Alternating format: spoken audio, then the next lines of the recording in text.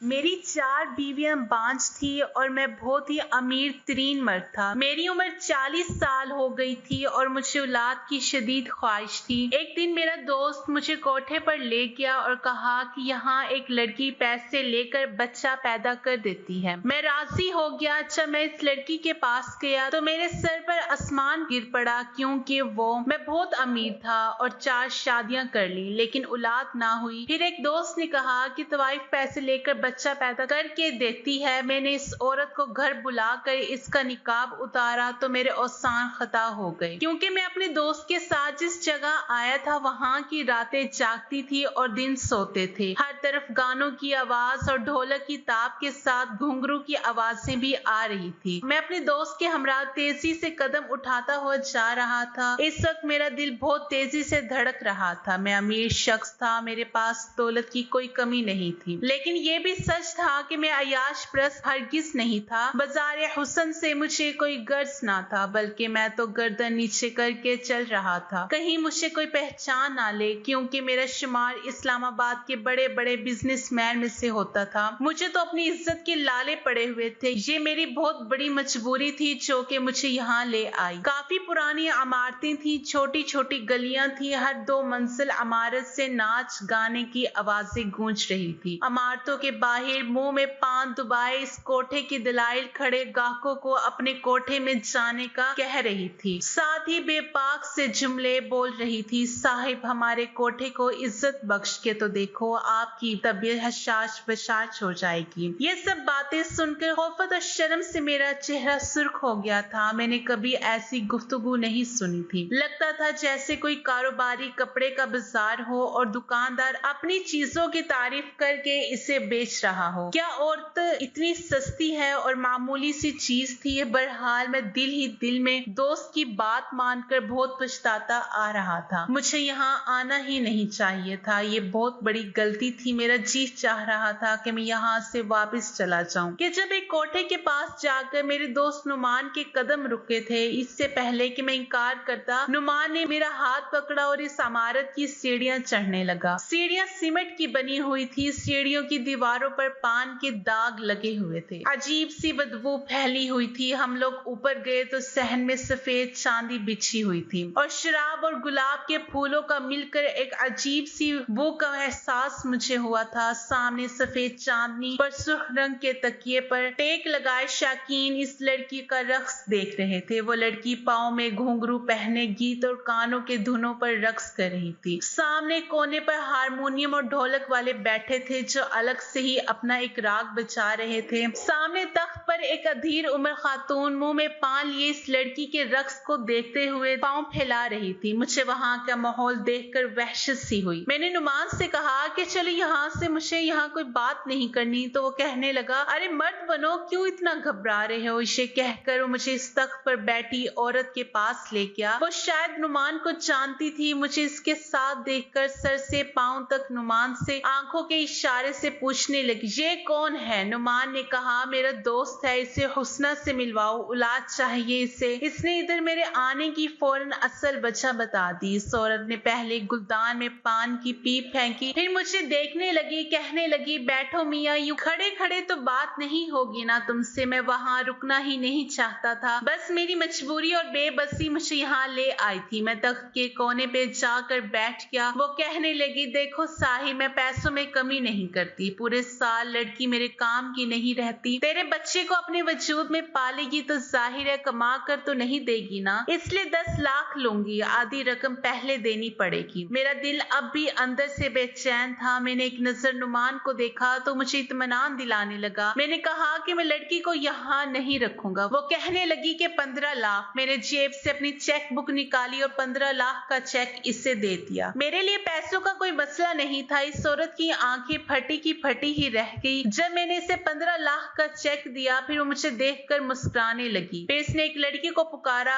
अरे ओ चंबेली, कहाँ मर गई। इसकी एक पुकार पर वो लड़की इसके पास आ गई। वो सांवली सी लड़की चेहरे के नकूश में कशिश थी। कहने लगे, हुस्ना का गाहक है, इसे कहो कि तैयारी पकड़ ले। इससे पहले कि वो चंबेली नामी लड़की हुक्म की तामीर करती, मैंने इससे कहा कि पहले मैं लड़की देखना चाहता हूँ। लड़की खूबसूरत होनी चाहिए, मुझे बच्चा खूबसूरत चाहिए। मेरी बात सुनकर वो औरत कहका लगाकर हंसने लगी। हाँ, जाकर देख लो, होश ना उड़ जाए तो कहना। जा चंबेली साहिब को हुस्ना का दीदार करवाओ। वो चंबेली मुझसे कहने लगी। आए साहब। मैं खड़ा हो गया और इस चंबेली नामी लड़की के साथ चलने लगा। वो लड़की मुझे कमरे के बाहर छोड़कर चली गई। पहली बार मेरा दिल बड़ी जोर जोर से धड़क रहा था। इस औलाद के असूल की ख्वाहिश ने मुझे कहां से ले जाकर खड़ा कर दिया था। ऐसी हालत तो मेरी कभी अपनी बीवियों के कमरे में जाते हुए नहीं हुई थी। शायद बात जायज या नाजायज की थी। मेरे लिए जायज है और ये लड़की अब तो मेरे बच्चे को अपनी कोख में जन्म देगी। लेकिन मेरी बेबसी थी कि मैं इस राह को चुनने पर मजबूर था। जब मैंने कमरे पर दस्तक दी तो इसने कहा कि कौन है, आ जाओ अंदर। मैंने दरवाजा खोला तो सामने एक लड़की आधे घूंघट निकाले सजी सवरी बैठी हुई थी। मैंने बड़ी मुश्किल से इसे बस एक नजर देखा, फिर कमरे का दरवाजा बंद कर दिया और इसके पास आकर बैठ गया। मैंने अब तक इसका चेहरा नहीं देखा था क्योंकि वो घूंघट निकाले बैठी हुई थी। मैं इसके सामने जाकर बैठ गया, लेकिन खुद में इतनी हिम्मत नहीं हो रही थी कि इसकी तरफ देखूं। शायद मेरा ज़मीर इस बात की इजाजत नहीं दे रहा था, और वो इसलिए कि मैंने आज तक कोई गुनाह नहीं किया था। जब मुझे यूं खामोश देखा तो वो लड़की कहने लगी, क्या बात है साहिब, पूरी रात क्या ऐसे ही बैठे रहोगे? इस लड़की की आवाज ने मुझे चौंका दिया। मैंने बड़ी मुश्किल से इसकी जानिब देखा जो मेरे लिए बिल्कुल ना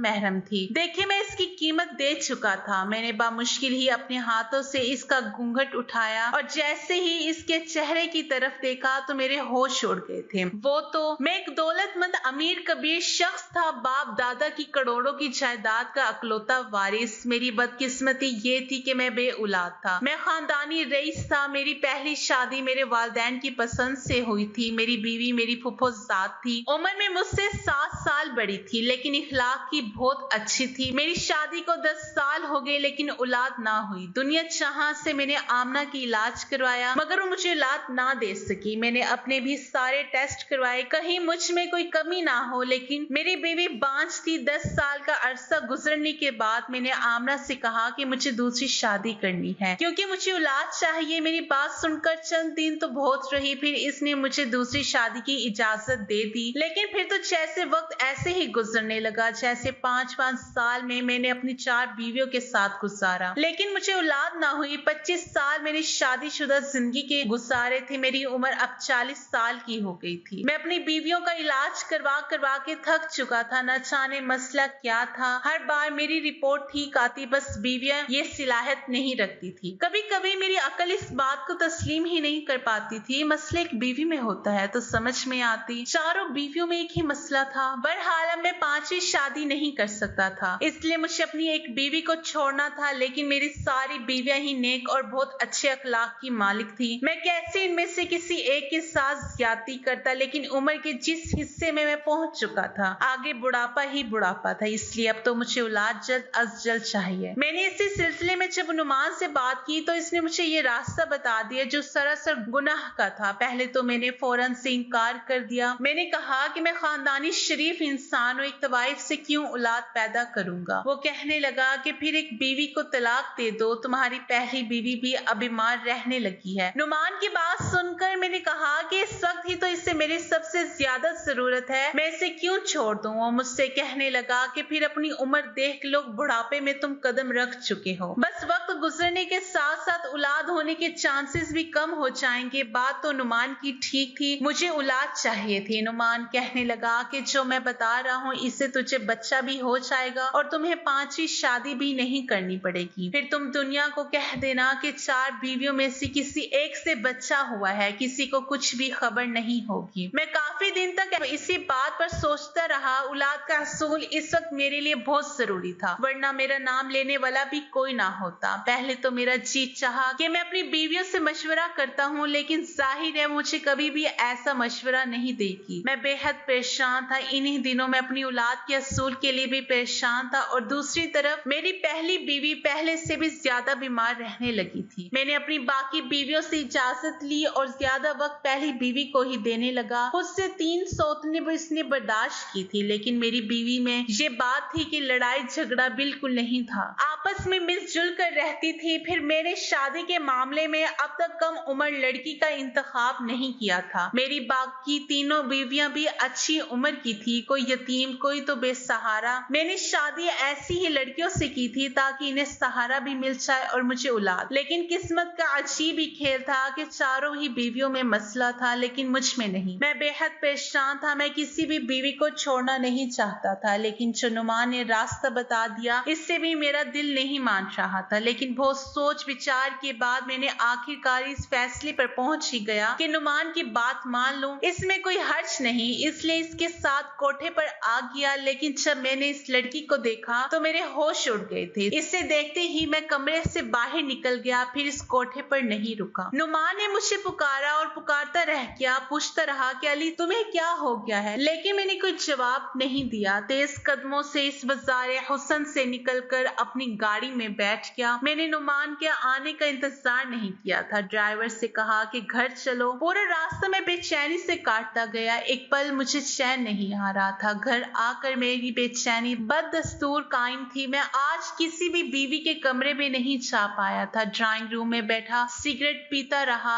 आधी रात गुजर गई और मेरे दिमाग की उलझन बढ़ने लगी थी। जब मेरी पहली बीवी ड्राइंग रूम में आ गई, मुझे कहने लगी, अली क्या बात है, सोए नहीं आप? मैंने एक नजर इसकी तरफ देखा, फिर नफी में सर हिला दिया। वो मेरे पास बैठ के कहने लगी, आज क्या परेशानी है आपको? मैंने एक नजर इस पर डाली जिसका मेरे पीछे 25 साल का साथ था। वो बीमार रहने लगी थी। मैंने इसका हाथ थामा और कहा, तुम्हारी तबीयत कैसी है? कहने लगी, मुझे अपने बचने की उम्मीद नहीं है। मेरे पेट में बनी हुई सोलियां फटकर कैंसर की शक्ल इख्तियार कर गई है। आप भी जानते हैं, मैं जानता था ये चंद महीनों की मेहमान है, इसलिए अब सारा वक्त इसी के पास गुजारता। मेरे कंधे पर इसने सर रख दिया तो मैंने भी इसे अपने हिसार में ले लिया। मैंने कहा, मैं सोच रहा हूँ कि तुम्हें लंदन ले जाऊं, वहां तुम्हारा इलाज करवाऊं। मेरी बात पर कहने लगी कि कोई फर्क नहीं पड़ेगा, वक्त गुजर चुका है। मेरी इलाज का बसा मेरी ख्वाहिश पूरी कर दें, मुझे तलाक देकर शादी कर लें। इसकी बात पर मैंने इसकी तरफ देखा तो वो कहने लगी, मैं इसी घर में एक कमरे में रह लूंगी, लेकिन मैं मरने से पहले आपका बच्चा देखना चाहती हूँ। इसकी बात सुनकर मेरी आंखों के सामने हुस्ना का चेहरा घूमने लगा। मैंने इससे कहा कि मैं तुम्हें इतना बड़ा गम नहीं दे सकता, पहले ही तुम पर सोतने ला चुका हूँ। शायद इस बीमारी से तुम 2-4 हो गई। वो कहने लगी, ऐसा नहीं है, मैं तो ये समझती थी कि आप साहिबे औलाद हो जाएं, मगर ये नहीं पता था कि मेरा साया आपकी बाकी बीवियों को भी ऐसा ही कर देगा। ये कहकर वो रोने लगी। मैंने कहा, ऐसा कुछ नहीं है, मत ऐसा सोचो, औलाद शायद मेरे नसीब में ही नहीं थी। मेरी बात सुनकर वो कहने लगी, आपने शादी हमेशा बेसहारा लड़कियों से ही की ताकि आपकी कोई नेकी अल्लाह को पसंद आ जाए, तो फिर रात को इस तवाइफ खाने से क्यों भागकर वापस आ गए? इसके मुंह से ये सुनकर मुझे हैरत का झटका लगा। मैंने कहा, तुम्हें किसने बताई मेरी बात? इसने गहरी सांस ली और कहने लगी, वो छोड़ दे, मेरी बात का जवाब दे। मैंने कहा, मेरा दिल नहीं माना, क्योंकि वो तवाइफ है, फिर बहुत कम उम्र है, बस 18 साल की लड़की है। इसे देखकर तो मुझे इस पर तरस आ सकता है। पता नहीं इस कम उम्र में इस बेचारी से ये घटिया काम क्यों लिया जा रहा है। मैं इसलिए वहां से वापस आ गया था। वो लड़की 18 साल से बड़ी ना थी, बेशक बेहद हसीन थी, मगर कम उम्र थी। अगर मेरी शादी के बाद मेरी बेटी हो जाती तो शायद इस लड़की से भी ज्यादा प्यारी होती। मेरी बीवी कहने लगी कि इसी से निकाह कर ले अली। इसकी बात पर मैंने कहा, होश में तो हो तुम? एक तवाइफ कब किसी से शादी करती है? फिर इसकी मालकर मुझे ये कदम क्यों उठाने देगी? फिर वो बहुत छोटी है, इसके पास जाते हुए मुझे शर्म आई थी। मेरी बीवी कहने लगी कि हो सकता है आप इसे इस कोठे से आजाद करवाने में कामयाब हो जाएं तो अल्लाह आपको साहिबे औलाद कर दे। अपनी बीवी की बात सुनकर मैं चुप सा हो गया था। कुछ दिन इसी बारे में सोचता रहा, फिर ये सोचकर मैं इससे निकाह कर लेता। क्या पता अल्लाह को मेरी यही बात पसंद आ जाए और मुझे औलाद हो जाए, हुस्ना भी इस कोठे से बच जाए। मैं अगले ही रोज कोठे पर पहुंच गया। मेरी नियत इस लड़की को इस माहौल से निकालने की थी। मैंने 1 करोड़ का चेक इस औरत के हाथ में रख दिया। वो कभी मुझे देख रही थी तो कभी इस चेक को। फिर कहने लगी, इतनी बड़ी रकम क्यों? मैंने कहा कि मुझे हुस्ना से निकाह करना है और इसके बाद इसका इस कोठे पर कोई ताल्लुक नहीं। वो लालची औरत थी, इसलिए फौरन मान गई। मैंने पहली बीवी को इसकी ख्वाहिश के मुताबिक तलाक दे दी। वो मेरे ही घर में कोने में एक कमरे में रहती थी। मैं इसके सामने तो नहीं जाता था, लेकिन इसकी हर चीज का ख्याल रखने की कोशिश पूरी करता था। मैंने चंद लोगों की मौजूदगी में हुस्ना से निकाह कर लिया और इसे अपने साथ अपने घर ले आया। वो फटी फटी आंखों से मेरा महल नुमा घर देख रही थी। अली साहिब, ये सब तुम्हारा है?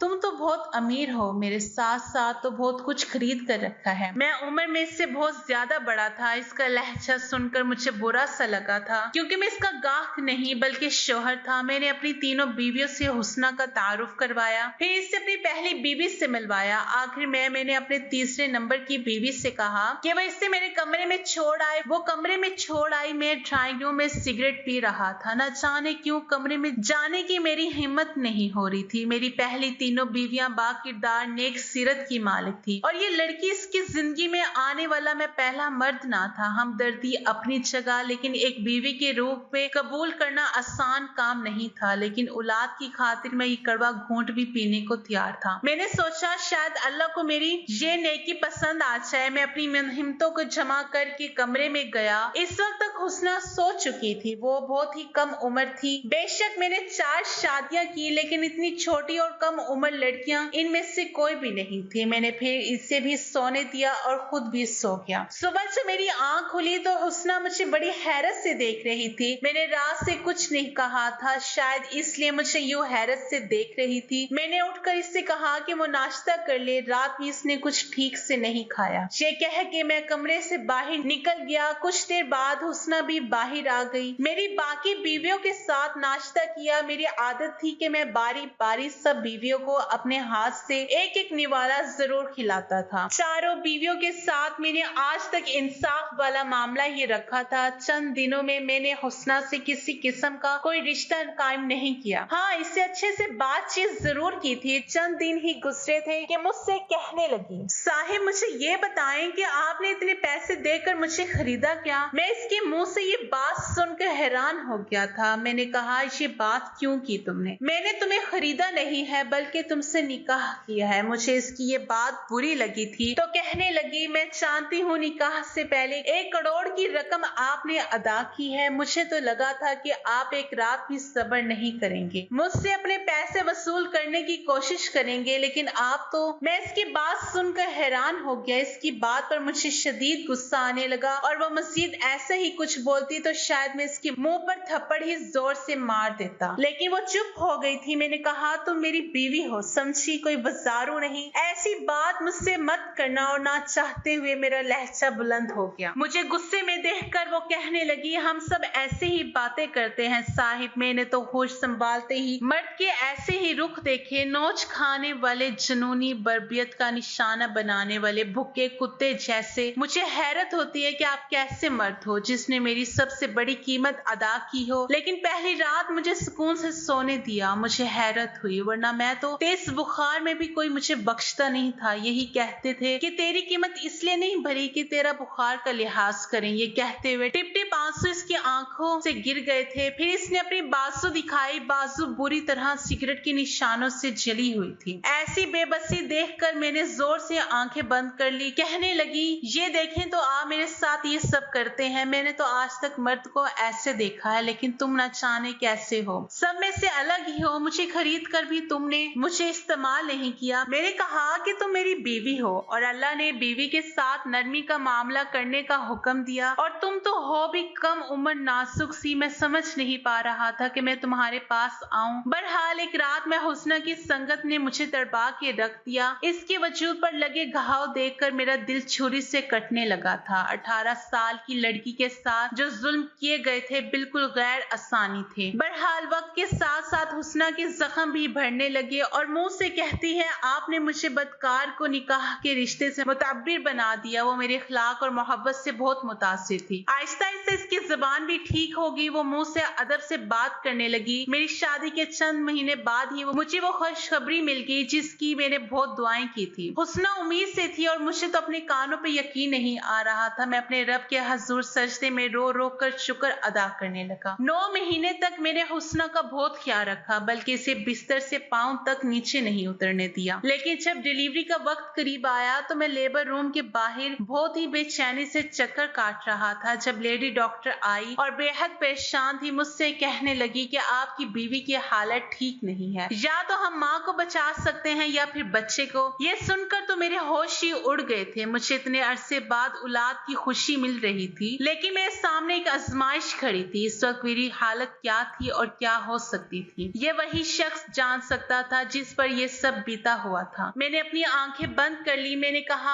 आप माँ को बचा लें, बच्चे का अल्लाह मालिक है। वो लेडी डॉक्टर अंदर चली गई और मेरी आंखों से आंसू बहने लगे थे। बेशक मेरी पहले से 3 बीवियां और भी थी, लेकिन मैं अपनी ख्वाहिश की खातिर किसी की जान लेने का सोच भी नहीं सकता था। मेरे आंसू मेरे बस में नहीं थे, इसलिए बहने लगे। कुछ ही देर बाद लेडी डॉक्टर बाहर आई। मैंने उससे पूछा, मेरी बीवी कैसी है? तो वो कहने लगी कि माँ और बेटा दोनों ही खतरे से बाहर हैं। यह सुनकर तो हैरत का झटका लगा था। मैं बहुत खुश हुआ था। जब नर्स ने मेरे कांपते हाथों में मेरे बेटे को डाला तो इसे सीने से लगाकर मैं फूट फूट कर रोने लगा। मेरे रब ने मुझे मेरे सब्र का बेहतरीन इनाम दिया था। बेशक वो अपने बंदों पर ज्यादा बोझ नहीं डालता जो वो उठा ना सके। तो ये थी आज की हमारी कहानी। वीडियो अगर पसंद आए तो लाइक और शेयर जरूर कीजिएगा और हमारे चैनल को जरूर सब्सक्राइब कीजिएगा ताकि हर आने वाली वीडियो को नोटिफिकेशन बर वक्त आपको मिल सके। शुक्रिया। अल्लाह हाफिज।